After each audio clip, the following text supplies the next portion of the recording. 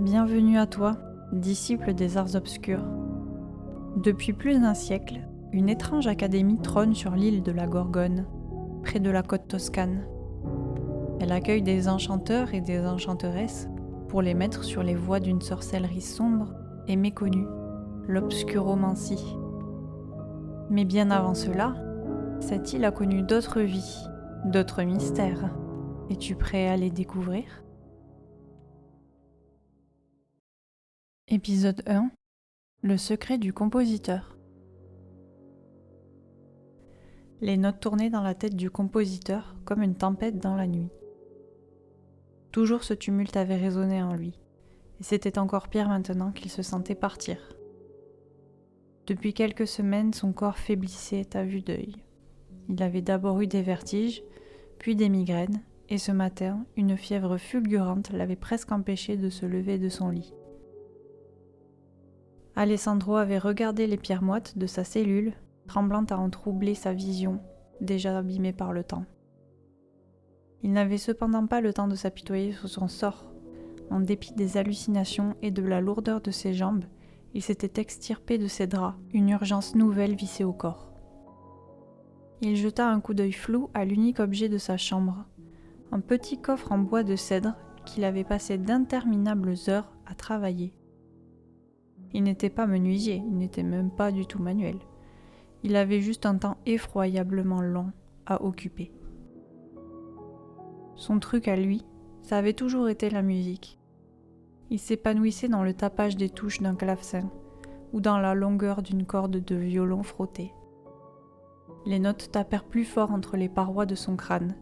Ces sensations lui manquaient à lui brûler les doigts. Mais la furie Alecto avait été claire dans son châtiment.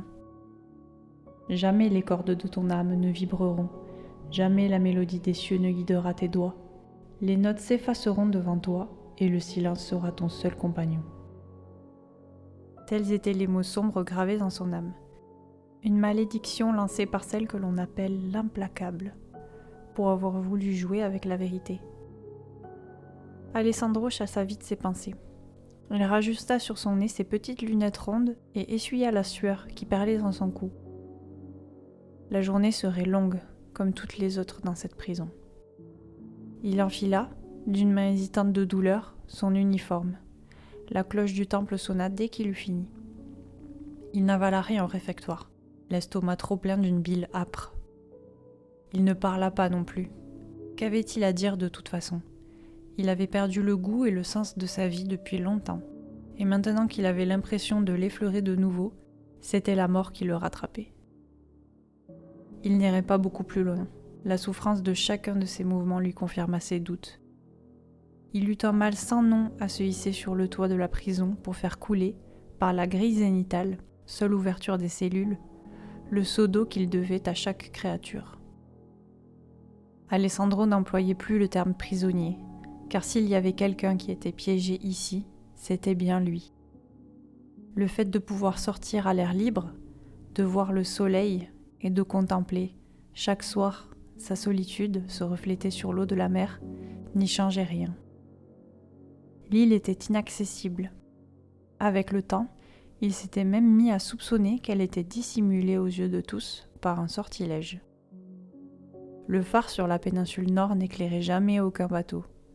Lui et les autres gardiens mangeaient ce qu'ils cultivaient dans les champs secs, buvaient l'eau du puits, et pour le reste, il y avait Alecto. La furie allait et venait à un rythme aléatoire. Parfois, elle était absente pendant des mois. Parfois, elle venait tous les jours. Elle n'avait qu'un seul rôle et qu'une seule routine, apporter de nouveaux prisonniers.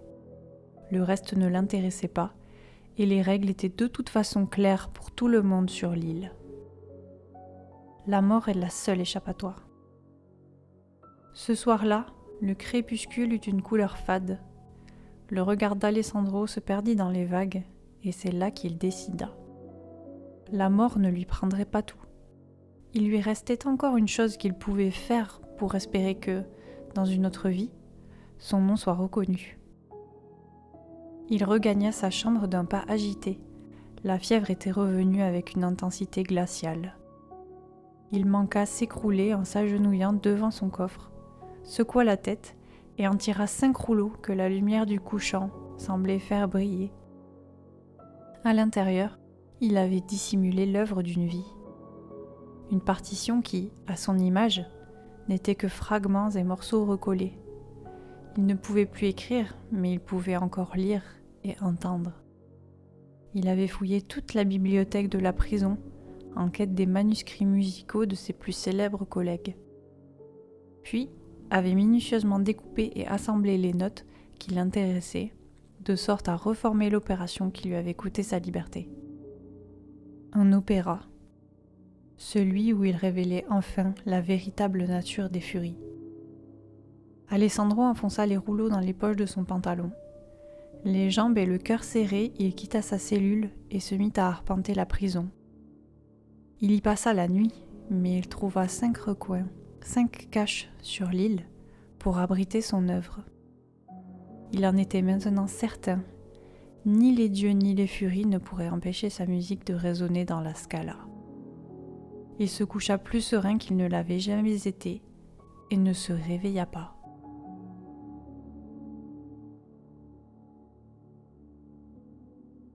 À suivre.